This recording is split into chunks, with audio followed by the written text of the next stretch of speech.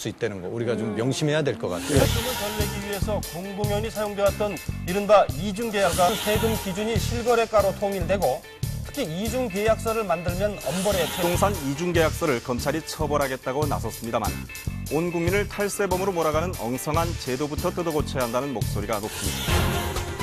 위험한 이중계약서. 이 종이 한 장이 당신을 범죄자로 만들 수도 있다.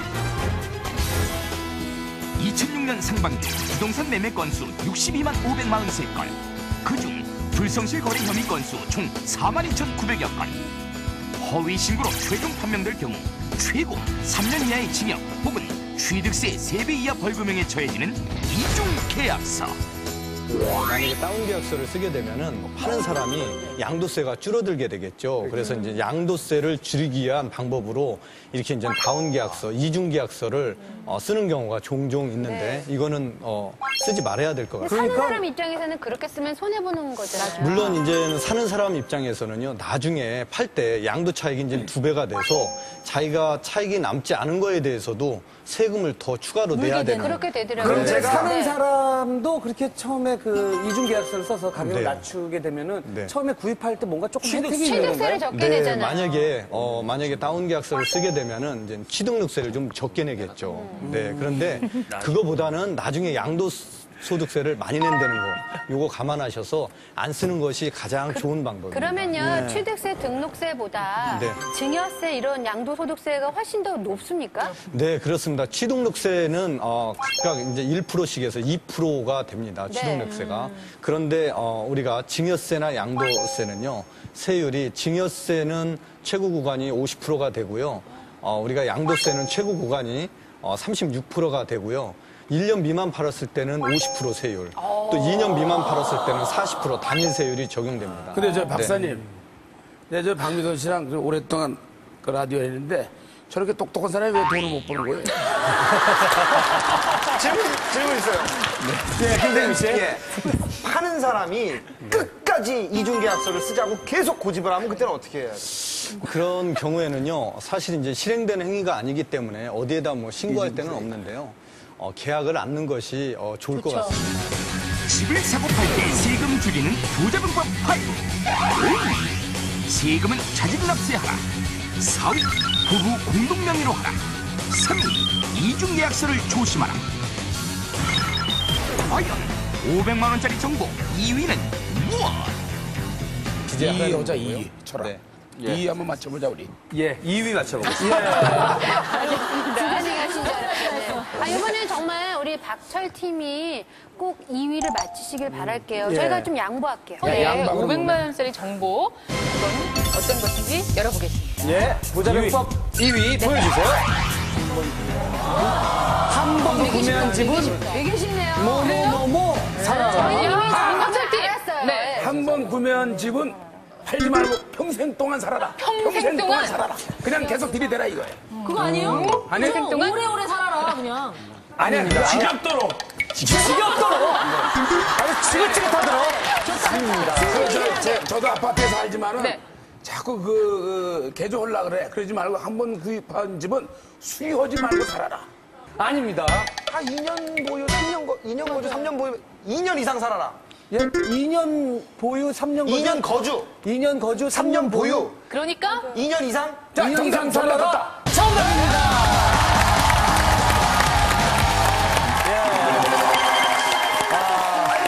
우리가 집을 사가지고 단기간에 팔 경우에는요, 투기로 간주돼서 세율이 굉장히 높습니다.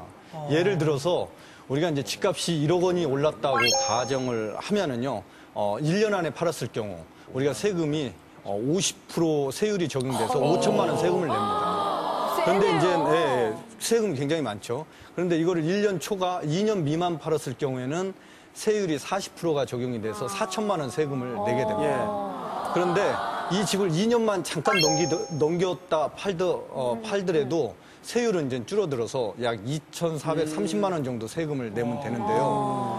이때 일정 요건에 해당이 되면은 세금을 면제해주고 있어요. 양도소득세 완전 면제되는 경우도 있다. 집값이 6억 원 미만이고 집주인이 3년 이상 보유, 2년 이상 살았을 경우 양도소득세 완전 제로. 면제가 됩니다. 네. 질문. 근데 만약에 살다가 갑자기 해외 이민을 가게 된다거나 2년 안 이내에? 됐는데 네, 그런 경우 있잖아요. 그럼 어떻게 해요? 네. 해외 이민을 가야 된다 그 그러면. 예외 조항이 있어가지고요.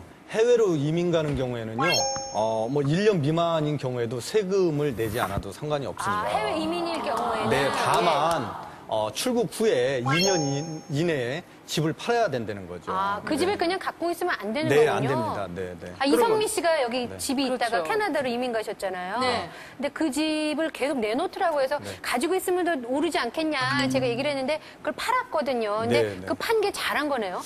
그 세금을 절세할 수 있는 측면에서는 굉장히 잘한 걸로 볼 수 있습니다. 네. 자, 그러면 이제 드디어. 아, 이제 500만 원 우리 주는 건가요? 그럼요. 네. 점수로 드립니다. 점수로. 아, 그건 현금으로 주지.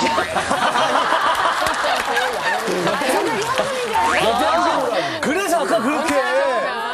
가서 나눠 먹는 거야. 아니, 경제 비타민인 게 무슨 경제적으로 뭐가 도움이 돼야지. 근데 사실은 이 정보가 지금 500만으로 돼 있습니다만 실제 어떤 분에게는 뭐 1000만 원 이상의 가치가 있는 그런 정보인 것 같아요. 예. 아는 것만으로도 돈이 되는 부자병법 네. 5. 자, 1000만 원짜리 네. 정보죠. 1위 공개해 주세요.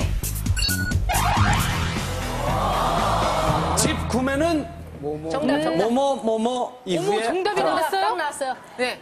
김태우 씨. 취업 통보 이후에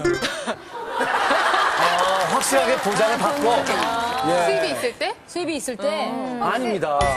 집 구매, 네, 집 구매는 자식 생긴 이후에 하라 뭐 이런. 왜? 뭔가 좀 아이가 있으면 뭔가 혜택을 더 받을 것 같아요. 뭐 세금이나? 이렇게 가족이 더 생기잖아요. 자식 생긴 이후에 하나. 출산 이후에. 아니야. 아닙니다. 아니야. 집 구매는 월급이 오른 이후에 하라. 월급 오른 이후에 하라. 그건 아닙니다. 힌트를 하나 주세요. 네. 너무 어려우니까. 예. 예, 힌트 하나 열어드릴게요. 한 글자만 열어주세요. 그래요. 힌트 보여주세요. 몇월 며칠 이후에? 저기 12월 31일 이후에 알아. 12월 31일? 아, 집 구매는 정답! 지금 12월 31일 나왔고. 얘기 좀 하고요. 12월 31일 이후에 알아. 아닙니다. 정답! 12월 30일. 야, 12월 나와서 난 가져가는 날에서 12월 25일 날 크리스마스 날 이후에 하라. 12월 25일 날. 집 구매는 아닙니다. 5월 30일. 5월 31일. 왜? 둘이 같이 했어요. 근데 왜 그렇게 생각하신 거예요? 세금 내는 마지막 날. 마지막 세금 날. 납부를 하고. 그러니까 종합소득세를 내가 신고하고 집을 사는 거예요. 아닙니다. 아니, 집 구매는 8월 15일 아니면 10월 3일이야. 왜요? 10월 3일은 개천절이잖아. 하늘이 열리잖아. 그때 집을 구매해야 돼. 아니면 저 광복절 날, 8월 15일 날 광복절 날. 아닙니다. 자, 그렇다면 저희가 하나를 더 열어드릴게요. 예. 예. 몇 월인지. 네. 사회자. 예. 이번에 그 월을 까면은 예. 한 번씩 기회를 합시다. 그냥 막 며칠 막 나올 것 자, 같은데. 그래요. 자, 그럼 저희가 월을 그 방송에서 월을 깐다는 표현이 저희예요. 월을 공개하는. 달을 까세요. 자, 알겠습니다. 벗겨주세요. 월만 공개를 하도록 하겠습니다. 집 구매는 6월. 자, 숫자 하나씩